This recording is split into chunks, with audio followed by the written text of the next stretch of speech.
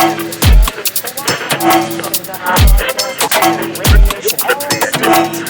on Americans to attract the attention of a younger audience. CIA Director James Woolsey said he expected the experiments to be endorsements from TV and rock stars. The U.S. military expects the younger audience to fly. The Dirty 30 Podcast. The Dirty 30 Podcast, episode 15, Better Tomorrows. Better tomorrows indeed, Cheyne. Better tomorrows indeed. You can hear them coming almost. You can hear good times coming.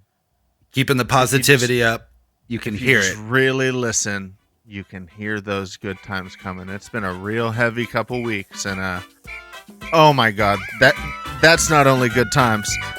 We're starting this goddamn episode off with the fucking michelada minute, baby. We're just starting it off hot. Get it.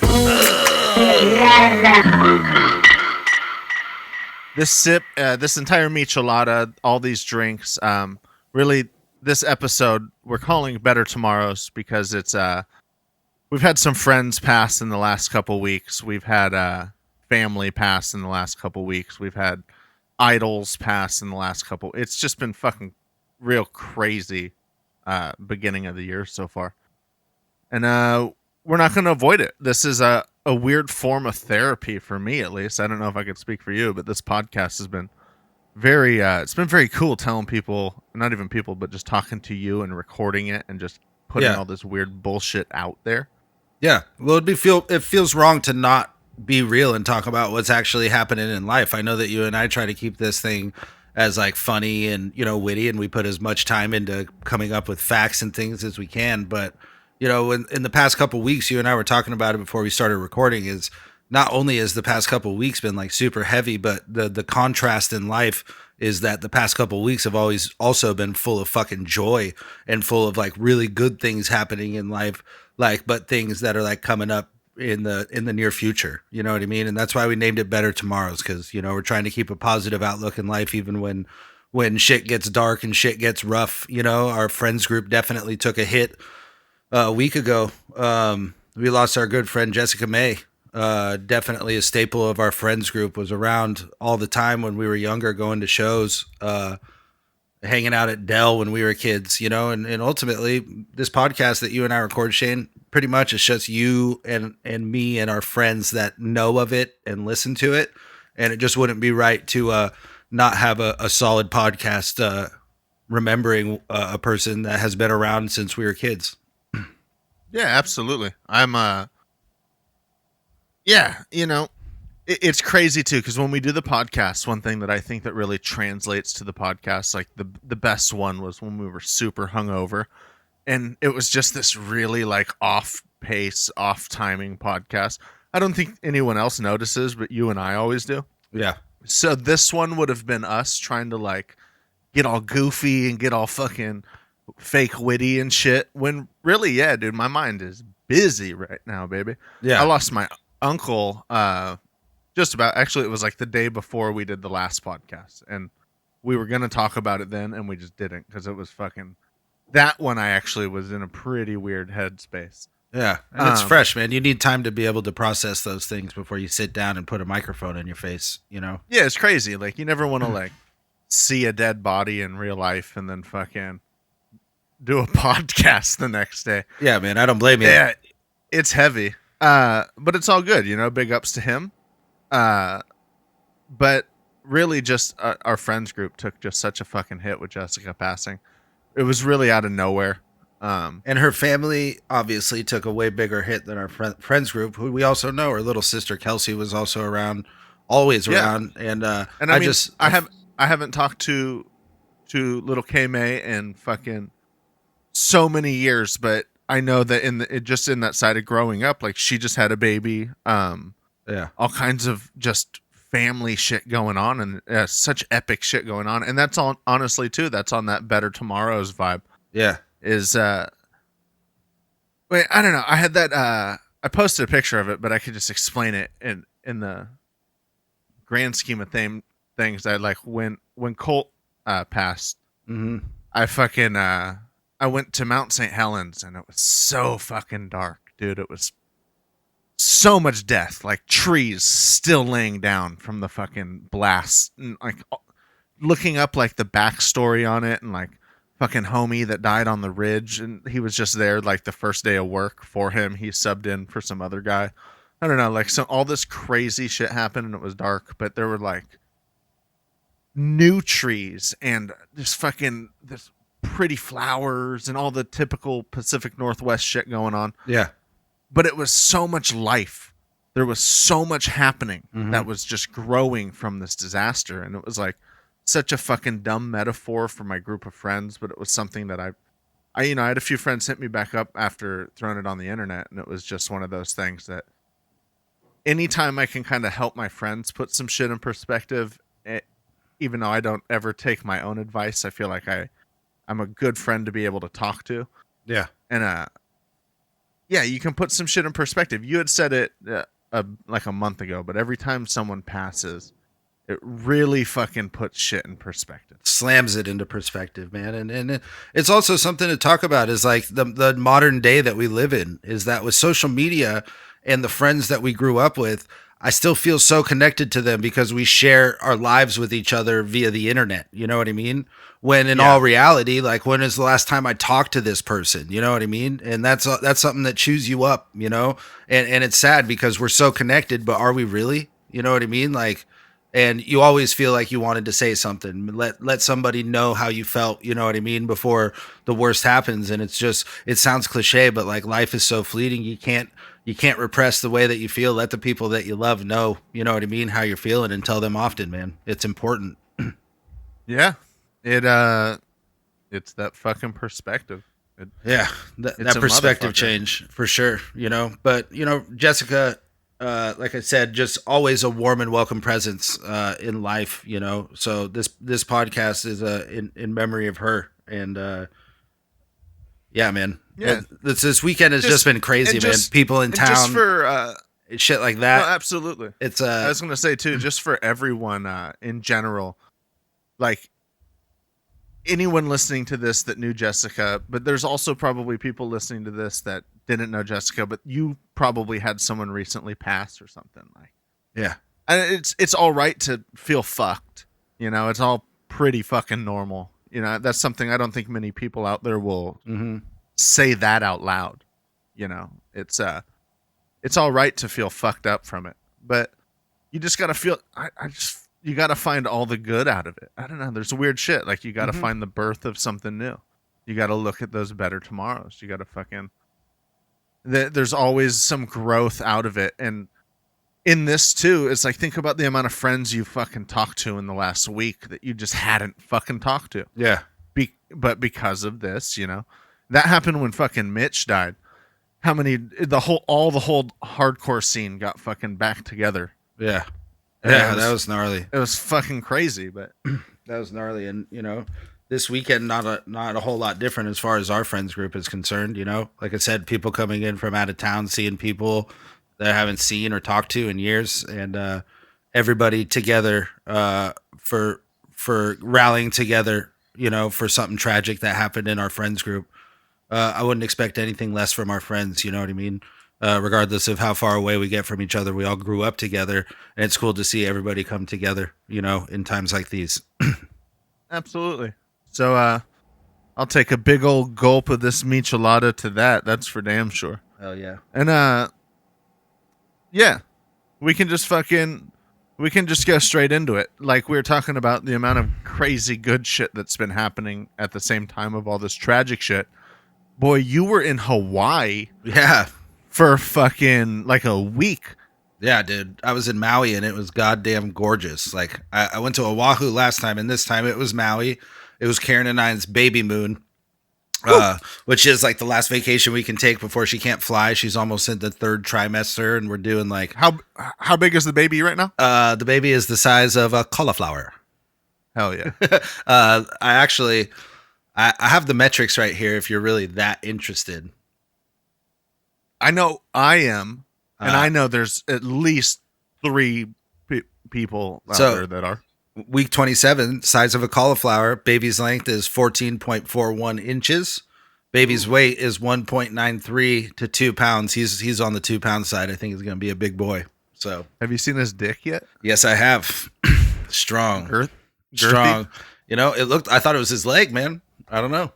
It's like, no, that's his They dick. say it skips a generation, so it benefits him. He's going to get that P-Bakes hammer. So that's fucking... Yeah, not far off. Not far off. Fucking... Just enough Sicilian. Yeah. But we were in Hawaii for a week, man, and I don't know. We did some really dope shit, and I posted that video. I don't know if you saw it. I did. I loved it. But I had a couple things just to mention while we did. So we did the road to Hana, and pretty much it's a really windy highway with one like lane bridges, so you have to yield to the other side that's coming, and it's 45 miles, but it takes like 3 hours to drive it. And along the way, there's nothing but stops of like waterfall, fucking swims, fucking red sand, black sand beaches, fucking botanical gardens, roadside vendors. It's fucking super dope. So Karen and I rented a car and did that one day. We got the bombest banana bread I've ever had in my life. I had roadside ribs. It sounds sketchy, but it was a roadside Hawaiian barbecue, and they had these fucking ribs that were probably the best ribs I've ever had. I'm not even joking. It was like a Hawaiian dry rub. Is it strange that doesn't even sound sketchy to me? Dude. Like, of all the things that I've like Dude. street meat and all the weird shit that I've eaten throughout my life, like roadside ribs sound bomb right now. Dude, it was great, man. And then we made our way ultimately to the Black Sand Beach, which I got some footage of, and we got to chill there. And Yeah, dude, black sand matters. Oh, dude, it was really dope. That was a great day. And then later that day, actually, we went and met up with our good friend Booby on the island, Bobby. You saw Booby and Yeah. you saw Gaff, dude. Yeah, you saw dude. my Gaff, baby. Yeah, dude, it was so funny. Karen and I went to this bar the night before, right? And I saw her behind the bar, and I was like, I could swear that might be her, but like I needed to hear her with an Australian accent because I knew she was Australian and she still had the accent. So I heard her talk a couple times, and I didn't really hear it coming through. So I was like, no, it's not her. So the next night, we meet Bobby at that same bar in Lahaina. It was a really dope bar called the Dirty Monkey, and Ooh. yeah. It was really Where was Joey Diaz when you needed him? the best whiskey selection in Hawaii that I've seen. They had so many different whiskeys. But I went to open a tab with her, and she was like, what's your name? And I was like, Tim Baker. And she was like, Hey, mate. Yeah. And then she talked. What's and I was your like, name, oh, it was cunt? just this moment of what the fuck. But I also had like a crazy moment of, damn, like running into someone that you know so far away from home. I know that's happened to you quite a bit too. It's such a crazy thing in life to see how far you're fucking, you know. Earth is, I haven't been to a lot of Earth, but from what I've noticed, Earth isn't that big. Though it sounds cliche, it's a small world after all, but it really is, man. Did you hear they added like a 60-foot drop to It's a Small World? No. No, they didn't. But yeah, but also I say my gaff. Do you know what gaff stands for? Did she tell you? Yeah. Gay as fuck. Gay as fuck. Gay as fuck. I do that. Gay as fuck. That's what. So it's our friend Rachel, by the way. That's she's in Australia. She's from Australia. Came to the States a long time ago, and then relocated. I think all over the place. She's been all over the States since then. Like this was fucking 15 years ago. We all met. Yeah. Well, Tim and I already knew each other. We met her, and then her friend Danny, and then yeah, she fucking like ended up in Hawaii somehow. So that's just fucking crazy that you go to this little tiny island. Yeah. That's in the middle of fucking nowhere, and that's where you run into her. That's pretty fucking rad. Yeah, it's kind of a mind fuck, you know. But it was funny, you know, just to tie it into our last segment too. You know, you said when you took that picture, you know, I got to have one of those moments because I actually found out about Jessica while we were still in Hawaii, and I got to go just chill outside in a prestigious landscape and fucking smoke a joint and just kind of, you know, stare out to the sea. Whatever spirituality I have is more in the ocean than it is up in the sky. You know what I mean? So just kind of have a couple moments of tranquility out in one of the most beautiful places I've ever been and just reminisce on an old friend. You know what I mean? And I'm just grateful to have been able to do that there, in that beautiful place. But next on my list, Karen and I went to Mists of Maui Luau, dude. Never been to a luau in Hawaii. And let me tell you, it was mildly mediocre. All right, dude. So the show is good, but the food is not good because they feed so many people. You know what I mean? It's almost like an all-you-can-eat like buffet type setup. And I don't know if it was probably just the one we went to, but it wasn't like the best food. But it was. You just went to the one that they do for the Howleys, so you got to go to one for like a locals only one. It's probably sick as fuck. Oh, like a real luau would probably be dope. But yeah, we're staying in Resort Town Maui, so yeah, there's no locals only luau's in that area. Fuck. But honestly, it was a great night though. Like food aside, it was cocktails, mai tais all night for me. You know what I mean? I got a little juicy on that night. It was nice. Another thing I did while I was there, which I highly recommend, is I did a open bar sunset whale watching, and it's whale season right now. So you're just out on the water, fucking humpback whales just chilling in the deep channels right off the coast of the island. But you get to turn around and just see an entire scape of like the west side mountains of the island because you're going off the shore. Shit. You know what I mean? So it's just like holy shit. And I got some good footage of it while I was out there, but yeah, that was. I know, dude. I'm jelly because I've never been to Hawaii. I'm still yet to go. My fucking parents were married there. Yeah, I haven't been yet. It's a special place. It's a special place. On my list. You'll when you go there, you'll know. Like you just feel it. It's a fucking dope place. It's a special place. Well, fucking. What else did you guys do? We did a lot of resort chilling, man. I did micheladas, man. I drank a lot of micheladas while I was there. They don't have much of a culture of micheladas, but I made do. I made my own at a certain point. I made some Hawaiian micheladas with some pineapple and lime juice that weren't that good, to be honest. But I also ended up finding some just Modelo cans while I was there, and that just held me over. So that was great. A lot of beach. Modelos are great. Yeah, a lot of beach time, a lot of pool time, dude. Chill. That's what's up. That is what's up. Fucking dude, I took my nephew to his first hockey experience. It was a hockey game, minor league hockey. My first minor league game, which it was kind of weird, but it was pretty dope. I thought it was actually dope as fuck, but I got glass seats. Oh, sick as fuck. Dude's fighting right in front of us. Dude's getting slammed up into the fucking glass. That's right on us, dude. Oh, it was like right in the corner, right where they dumped the puck too. So it was just like, oh, it was perfect. Perfect. But it was a nice feeling. Everybody, I would like to announce, my nephew's hooked on hockey. He's hooked. So it worked. It worked. Uncle Cheyne has prevailed. Score one, Uncle Cheyne, for sure. Yeah, man. So we're going to do many more of those. And then you got baseball coming up, dude. That's what's up, too. I know that people fucking hate when we talk about sports, but we're about to talk about the you know what I hate more than slowest sport in sports. You know what I hate more than when we talk about sports? The fucking Houston Astros, bro. This year, oh, yeah. I am just on a fuck the Houston Astros campaign. Yeah, well, we don't need to. That's going to be a whole nother episode. We'll save that episode for like early April or something. Oh, yeah. We'll talk about it when the baseball season starts. That's all I can say. I can make it a footnote whenever I want, though. Fuck the Astros. No, that's what's up. Hey, you know what else? Do you feel like your entire fucking childhood was a lie after watching fucking McMillions? Dude. Well, we're only up to episode 3 right now.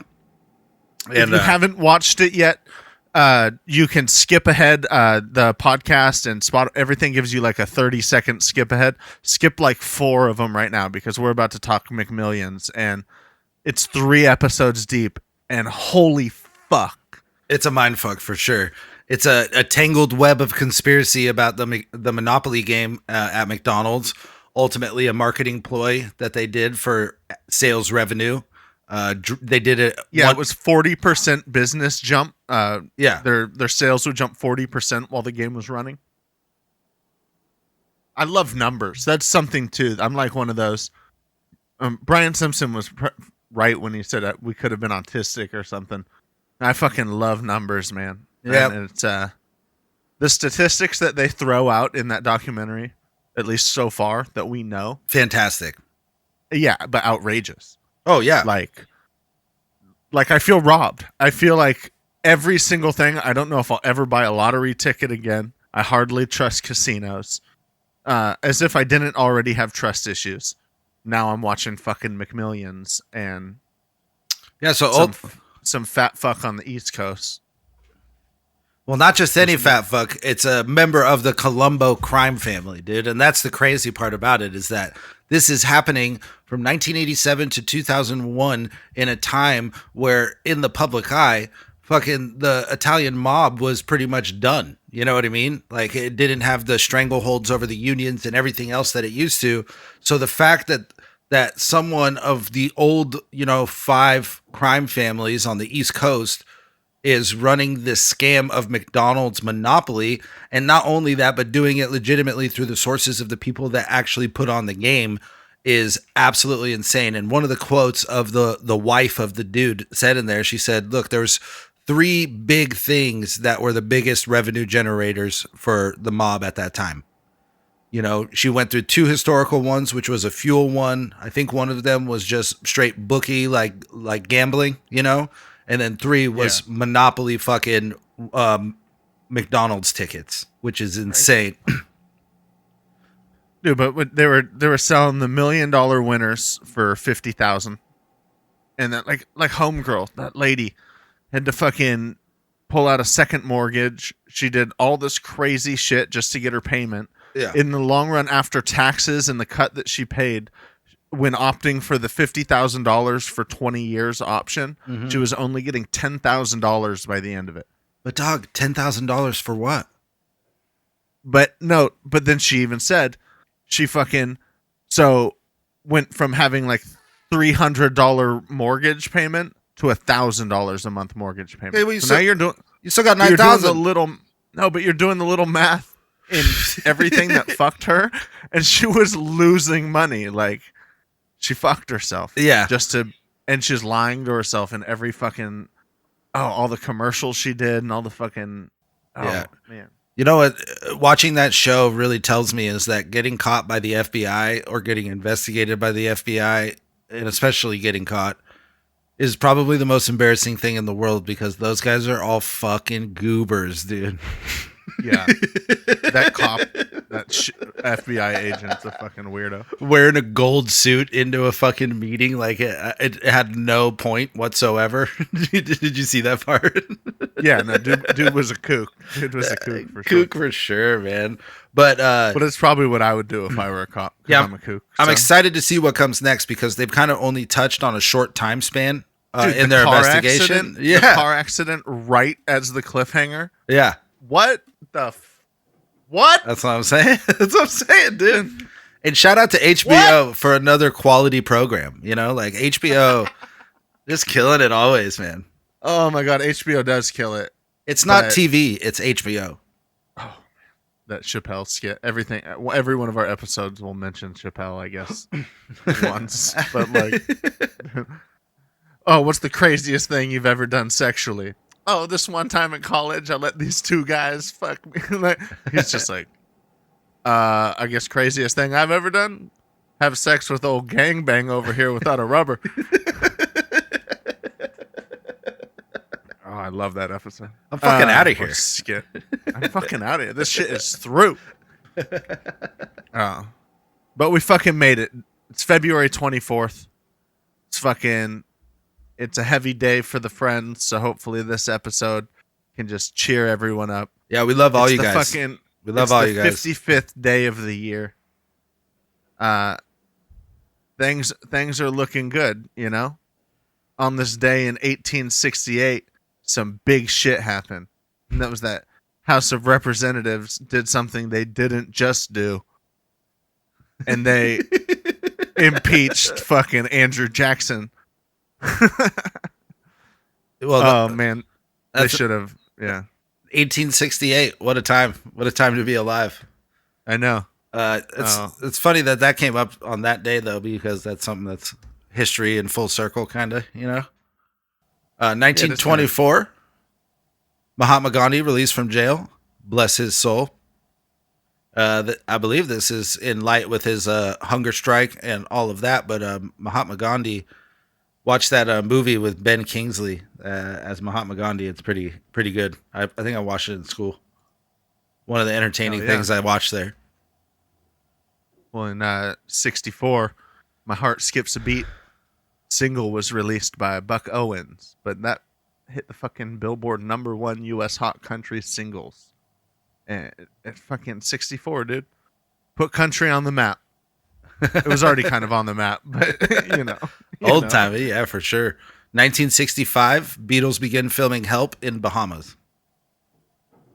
Ooh, I love that though. That's a pretty good one. Yeah, I love the Beatles. I do. I didn't love the Beatles until I think I was older because I loved the Beach Boys so much, and then I started to realize that they were just mind fucking each other, and then I got real into them. Yeah. But speaking of mind fucks, dude, Summer of Love, 1969, Mariner 6 launched. It passed by Mars, and that's how we started fucking studying the planet's atmosphere. So that's when it began over there. That's a pretty good one. That's a good one. Out of this world, dude. 1979, highest price tag ever paid for a pig, $42,500 in Stamford, Texas. Probably some good bacon. Shit. Well, this is the fucking. I think we're in off years. I don't know if it's coming up. I really don't pay any attention to the Olympics, but I noticed there's a lot of Olympic stats coming up. In 1980, the U.S. ice hockey team clinched the fucking gold medal with a 4-2 win over Finland. This came right after the fucking 4-3 Miracle on Ice victory against the Soviet Union.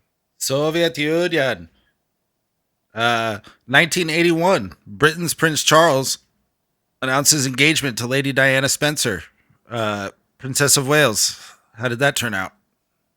What happened to her again? Oh, man. Too soon. I'll go hockey again. 82, Gretzky scored his fucking 78th goal, which was his NHL highest. But then in that season, I believe he ended up going to 92. Ooh. Yeah. All right, 1987, your birth. I loved it. LA Laker Kareem Abdul-Jabbar scores his 36,000th NBA point. Fuck, dude. What a G, dude. Still holds a record. Dude. That's killer. What a guy. Speaking of killer, 1993, Grammy Award winner, Eric Clapton, Tears in Heaven.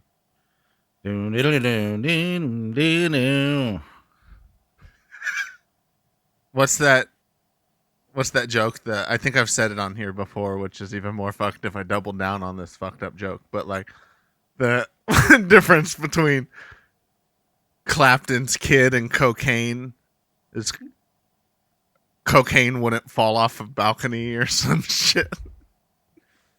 I don't know. Wrong. I hope I doubled down. No, that's a super fucked up joke, but that's something that we're doing here in this episode is we're making light out of fucking everything, dude. Life is dark. Life is dark. Life has death. Everything dies. Everyone dies. Fucking laugh a little bit. Lighten up. Lighten the fuck up, dude. That's what people need to do. Lighten up. Shit's heavy around here. All right, dude. Well, here's one. 2008, Fidel Castro retires as the president of Cuba due to ill health after nearly 50 years. He can call it president all he wants, but we know that's not what it was. That's true, too. Dude, I noticed fucking Rage Against the Machine's playing in Tacoma, so I was thinking about trying to get a ticket. But they did Battle of Los Angeles, but we can go back to 1942, the real Battle of Los Angeles. Something that people don't know is that the Battle of Los Angeles takes place, and it was a series of anti-aircraft engagements over the city of Los Angeles, and it was a false response that there were supposed to be Japanese attacks, and everybody freaked the fuck out. The whole city freaked out. There were some deaths, and this is the dark part. There were 5 deaths. 3 of those were of car accidents because people panicked. And 2 of those were from heart attacks from stress of people panicking. That's insane. So that's the real battle of Los Angeles. But false alarm triggered by war nerves and anxiety, man. That's what a time. What a time. I watched, speaking of which, and this is a tie-in, I watched the documentary on Netflix, the World War II, like you've never seen in color. I don't know if you've seen that on there, but they have legit footage I've legit never seen in a World War II doc, but I highly recommend watching that if you like a slow burn sort of historical documentary. yeah. That was a real good one. Oh, Dude. damn, dude, what a significant day. That was a heavy one. You know, this is going to It be was heavy. It's going to be a long episode because of it, which I'm all for. It's a heavy hitter. And on that note, we'll go happy birthday to this heavy hitter. Unfortunately, he can't read, but he's 42 now, and that's Floyd Mayweather. Well, Floyd Mayweather Jr. But hey, fuck the Mayweathers. Money Mayweather. And then it would have been Steve Jobs' birthday, but unfortunately, they took our gerbs. They took our gerbs, dude. They did. And not only that, but, you know, the iPhones look the same ever since, you know. Right. Floyd Mayweather can really beat him up. And someone that could really get beat up was the person that we want to party with from the past. And that's Whitney Houston. Whitney. What can we say about Whitney, dude? Whitney was a fucking legend, first off. It's like what can we say that hasn't already been said? All jokes aside, I mean, Whitney Houston could sing, and not only could she sing, but she lended her voice to some of the most like classical R&B fucking ballads of all time. Oh yeah, and honestly, she did the most famous version of a classic Dolly Parton tune, but she fucking made it huge, dude. My Heart Will Go On. Yeah, and she's got all of her sort of taboo, her baggage. She was married to Bobby Brown. There's some sketchy stuff going on there in that relationship. There was a drug-filled relationship. It was weird, but they also had a lot of ups, and nobody talks about the ups. That's for sure. Yeah, and there's no money in talking ups, but they loved each other. They absolutely did. Yeah, and this is another one too. Is that, you know, Whitney Houston died February 11th, 2012. She was age 48. Causes of death: drowning due to coronary artery disease and cocaine intoxication, which goes to speak to not only what she did, and we don't want to party with Whitney around towards the end. We're talking about early Whitney. You know what I'm saying? Like, we're talking early 90s Whitney is what I'm thinking. I want to party with her that whole time, though. I want to get to the end with her. I want to... What? I don't know, but I don't really. But yeah, she fucking went hard, dude. This is the thing. It's one thing I looked up is everybody goes like, "Oh, Whitney Houston." Everybody remembers her for that $100 million contract she fucking sold. Giant fucking record deal. Had movies tied into the record deal. All this soundtracking. But when she died, she was $20 million in debt to fucking Sony. Like, what? Like, what the fuck was she doing, dude? Yeah, you know what? She was off the deep end, and that's too bad. But I don't know. Cocaine's a hell of a drug. You know, for once, I got to say this, and this is a big shout out to Whitney Houston, is that the history is riddled with tales of the music industry fucking people over. And I got to say, shout out to Whitney Houston for being one that on paper documented fucked over the record label. Good for you, girl. Yeah. Fuck Sony. Fuck Sony. But Sony, if you want to give us any microphones or anything, you can use promo code TDTPcast maybe one day. Yeah, we obviously are joking. Promo code Whitney at checkout. Yeah, guys, Sony, we're not being not being real. Come on here. But Apple, if you want to give us anything instead, we'll go Apple over Sony any day. Yeah. Well, Sony on the PlayStation side, you know what I'm saying? That's true. I run a PS4. We'll get PS5s. Yeah, we will. We still support the cause. I think this is the second time that we've tried to shout out, which is actually, this is the 10th straight episode we've done since coming back, which is pretty fucking cool because we only made it to 5 episodes as or we made it to 4 episodes, and then the 5th one was our first one back, and then now we're hitting that 15th episode. So fucking big ups to you, my friend, Yeah. on helping just fucking steer this and drive the. Just this bi-weekly has been fun. It's kind of it's not necessarily a chore yet, which is cool. It's gonna have its moments, but that's fine. Something that you guys don't know is that maybe we're gonna just start recording 10 a day, and then just release those and just act like nothing's happened in pop culture. Yeah. Well, cheers to you too, dude. You know what I mean? You've definitely been helping drive the ship and, doing the videos on your end and managing the YouTube.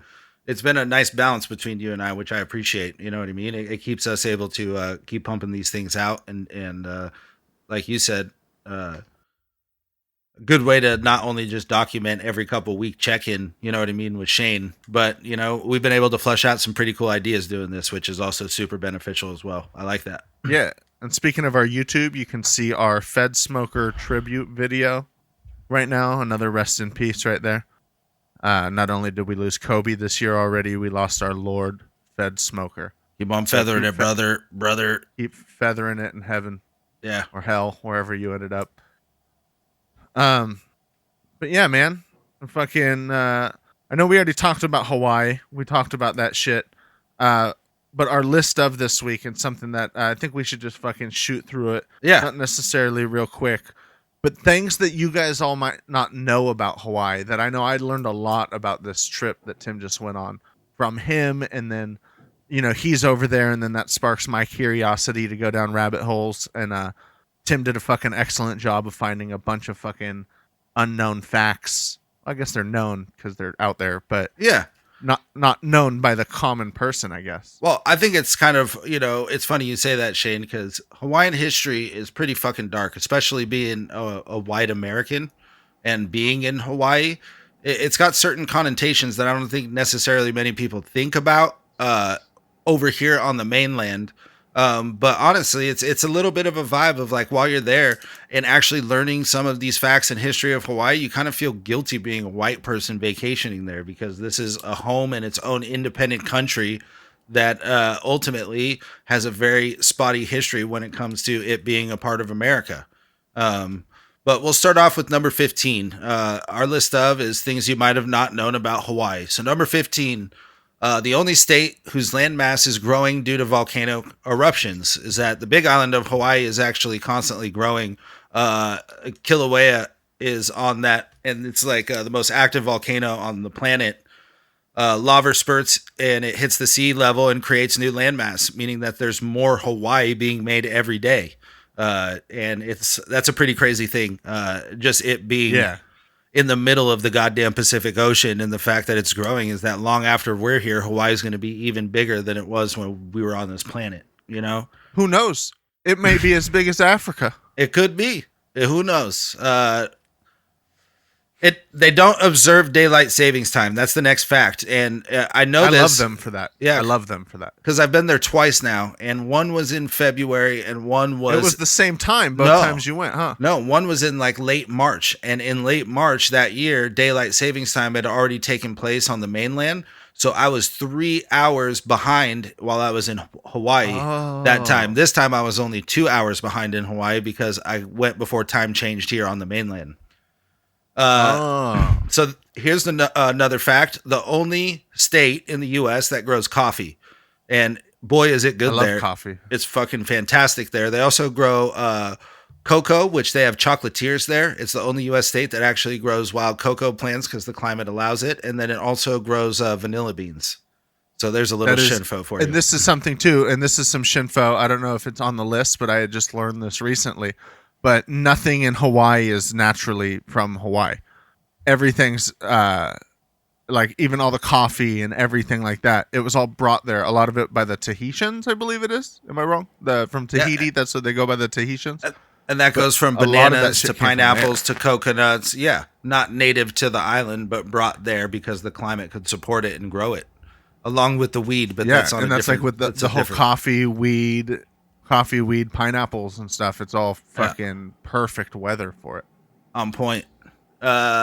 It's the southernmost part of the United States. which is pretty surprising. But yeah, it's closer to the equator than anywhere else on the mainland. Okay. So that's a good one. The island of Oahu has a small population of wallabies living in Kalihi Village. Oh, Kalihi. Like you said, native to Australia or living in Hawaii has been proven with several sightings of the elusive marsupial. Said to have escaped from the Honolulu Zoo, a pair of wallabies grew their small population, which now live mostly in Kalihi Valley on Oahu, which I don't know if I'd go looking for it, but that's pretty cool. No, I would totally go look for I'd look for that bitch.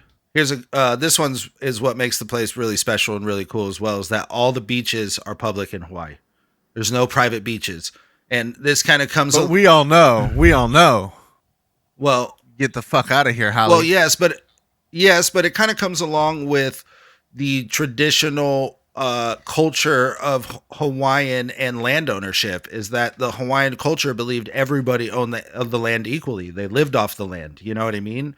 The land is what gave back to them. And, you know, so for the Western culture to come in and start monetizing the land and selling it off and drawing invisible lines saying that you own this and you own this, the fact that the beaches are still public and that the locals that are living there, you know, sure, they might give you some shit if you come into a beach that's like, no, this is where we go. You don't go here. You know what I mean? Those things are very prevalent. It's like you pick up pretty quick. You know, we're from LA, dude. I got street smarts. I know where I'm not welcome. You know, so just don't be a fucking idiot and have some respect, and you're fine. You know, everyone in Hawaii is a minority. Hawaiian, Filipino, Japanese, Chinese, Korean, Portuguese, African American. In the mainland, they're all minorities, but they all, you know, are combined. You know, are the majority of the population on the island. There are a lot of mainlanders that live there. A lot of haoles, a lot of white people, and at least on the two islands I've been to, Oahu and Maui, which are very much more touristy islands than the other ones. The other islands are definitely a little bit more quiet, sleepy, and localized, some more than others. Pretty much what I heard is that the difference between Oahu and Maui is pretty gnarly, because Oahu is a big city. It's where Honolulu is. It's where there's a downtown metropolitan area, and it's like hustle bustle of a city. And then you go to Maui, and it's like half that. It's a resort town. It's a little bit more sleepy. There's not the big commerce that there is on Oahu. So it closes down at 10. There's not much of a nightlife. There's not much that, you know, but pretty much you go from there to like Kauai or the Big Island, and it gets even more like less resorts, just a little bit more just sleepy, independent business, you know, people living off the land, things of that nature. And then it gets real gnarly once you go to Kauai and Molokai. That's where it's like, you know, my understanding. I want to go get weird with those deer on Lanai, dude. Dude, you can see Lanai. The crazy part is you can take a ferry from Maui to Lanai. Lanai is right there, and so is the crater of Molokini, where you can go and snorkel on the crater of the top of a volcano that's out in the middle of the ocean, and it's pretty much like Molokini, Lanai, and then you can see Molokai on the other side. But Molokai, my understanding is that if you like rented a boat or a sailboat and you sailed to Molokai from Maui and you stopped on the shore, certain places that you'd went there, it's like customary that you have to stop on the outside and you got to blow a fucking horn and have somebody come out and let you onto the fucking island, because they live a little bit more. Yeah. Yeah. Like fucking. Yeah, and that let me in. And really, I'm just scratching the surface of the islands that are there, because there's even smaller islands than those, which I'll get to here in a second. Gambling is illegal there, which is surprising because of like all the cultures that we just mentioned. Very heavy gambling culture. So the fact that there's no gambling there is kind of surprising, but probably for the best. It's probably to not, you know, to honor the cultures of old. You know, there's no billboards there. That's a big one, is that you don't see advertising like you do here in LA, where there's a billboard someone trying to sell you something everywhere you turn. It's not like that at all. Yeah. You know, because with that, you'd fuck up the landscape, you'd fuck up the scenery, you'd fuck up so many things, you know what I mean, about this place. So there's no snakes in Hawaii. That's a good one. Like you said, everything was brought there. And a fun fact on that whole note is Dog the Bounty Hunter is there. So snakes not welcome. Get Get down, speed freak. Get down, speed freak. The Hawaiian alphabet only has 12 letters. Which That's is all you need anyways. Well, it's very surprising because there's a lot of different combinations of those 12 letters. And when you're there, some of it is very hard to, understand. You better get your syllables down. Yeah, dude. but it's also a beautiful language. A lot of the words that they have are pretty nice. Oh yeah. So the islands are the most geographically isolated island chain on Earth. They're more than 2,000 miles away from any other place. It's the most isolated island chain on the planet. So the unique flora, fauna, and frankly, grocery prices tend to amaze people, which is actually pretty true. You can eat pretty expensive, like certain things are expensive, but certain things aren't. You know what I mean? So it's you can navigate it pretty easily. Eat fruit and deer. Yeah. Cheap as fuck. But these two are definitely correlated. Is that Hawaii has 10 of the world's 14 climate zones? Is that where it is like as far as its longitude and latitude is concerned? Is that it's in a very unique sort of zone region to where you get a lot of different. And it's true. There's certain side of the island that get 300 inches of rain a year. And then on the other side, which is only like 30 miles away, they get 3 inches of rain per year. So it's like you can chase the sunlight around. On a rainy day on Hawaii, for the most part, you can almost all days go to another place on the island where it's just fucking pristine. It's just perfect weather. You know what I mean? Yeah. Which I'm going to go there, dude. I'm going to go there one day. So the islands are a chain of 137 islands. You know, when you think of Hawaii, you usually think of the ones that I named earlier, just the main ones, the main 8. I think that people mostly. But there's 137 islands, including the major 8s, the islets, the atolls, and the reefs. So there is uninhabited islands that are part of that chain. There are more inhabited islands, and I think some very strict Hawaiian culture islands that like the Hawaiian people still own outright and just don't let anybody to, which is that's what's up. That's pretty cool. And number one, and this kind of comes to the dark history, is that Hawaii was illegally overthrown by the United States. And that's something that I don't think a lot of people really keep in mind when they go there. And kind of in certain ways, and I don't mean to be a bleeding heart white knight about it, but it's like, you definitely feel it while you're there, is that you're a white person on this native island, and just feeling grateful to be there and letting the culture allow you there, even on the resort towns, is pretty fucking dope. That's where we're at, because in all reality, the dark history of Hawaii and how America acquired it is very shoddy, man. You know what I mean? And it's not something that Americans should necessarily be proud of. And a lot of it comes down to military, and it comes down to military strategy. Is that Hawaii's location and the geographical location of Pearl Harbor on the island of Oahu was highly sought after by the Americans because of the military strategy at the time, and that ties into World War II, obviously, years and years and years later after, this actually happened. But the history there is very dark. And when you see how pure like the Hawaiian culture is there, and it's like something that you almost feel guilty about being there, enjoying it, but at the same time, like I said, you be respectful and realize that it's a privilege to be able to go to a place like that, and spend time there and actually do the diligence of like learning some of the history and learning what it means to be a white person on that island, and I'm going to do it, dude. It puts shit into perspective. I had heard too that like when they had signed it over and everything, it was like illegally forged. They totally signed the signature illegally. So that, in theory, I don't know, like technically or whatever, it still hasn't been signed. So even though they are, part of the United States and everything, it actually hasn't been signed over. But I don't know. It's some fucked up shit. But you know what they do on Hawaii? They grow a lot of weed on Hawaii. And I love that, because that takes us to the fucking strain of the episode. And I don't know if they grow this particular strain on the islands of Hawaii, but let's find out on this episode's strain of the episode. The strain of the episode. Strain of the episode, brought to you by Alejandro Robles, your straight edge correspondent. I know a lot about weed, so I'm here to spread some knowledge. This strain of the episode is Romulan, named after the alien Star Trek race. It is a powerful indica revered for its potent therapeutic qualities. Romulan lends itself to an intense cerebral effects. Squat, pine-scented plants produce dense, frosty buds that have found their following among connoisseurs in the Pacific Northwest. A deep, sedating relaxation makes Romulan a favorite strain for patients treating muscle spasms and nerve damage.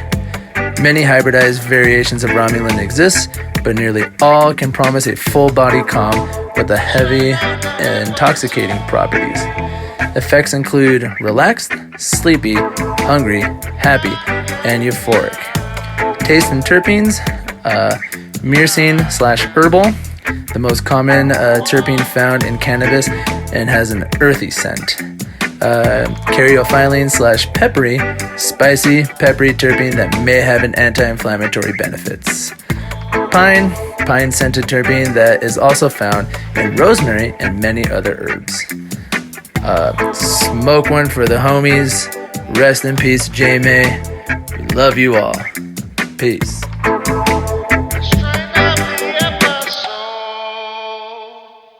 Oh, Romulan, Cheyne. It's a treat. I love Romulan. Actually, when I used to grow a lot of weed living in Irvine, and that's the only details I'll say on this. Allegedly, I used to grow a lot of weed, allegedly living in Irvine. Smooth. And we had learned from this guy named Theo, and I have no contact with Theo anymore. I wish I could fucking find him. He was in Oregon. It's Theo allegedly. Vaughn, dude. It's Theo Vaughn. Theo Vaughn. This whole time it was Theo Vaughn. No, but he grew the Rami, and it was just the best fucking weed. Oh my god! And when Oblige was touring through, allegedly he trimmed off this giant fucking stalk and just gave it to us, and then we hung it up in the trailer, allegedly, and drove it across state lines, allegedly, and oh my god, it was so wonderful. But that's the Romulan and the Rami, and that's this episode's strain of the episode. And in typical fashion, that's gonna take us to the man himself, which I thought Theo was the man, but let's be real. Jeff fucking Goldblum's the man. Anybody can die. Everything is fleeting, and you've just got to make sure that you catch up on what you can catch up on. Jeff Goldblum. Have a good one, y'all. Experiments on Americans attract the attention of a younger audience. CIA Director James Woolsey said he expected the experiments to be reinforcements for TV and rock stars. The U.S. military expects the younger audience to fully comply. The Dirty 30 Podcast. Thanks for listening to the Dirty 30 Podcast. Don't forget to like and subscribe, rate, review, do all that shit. TDTP cast. Later, y'all.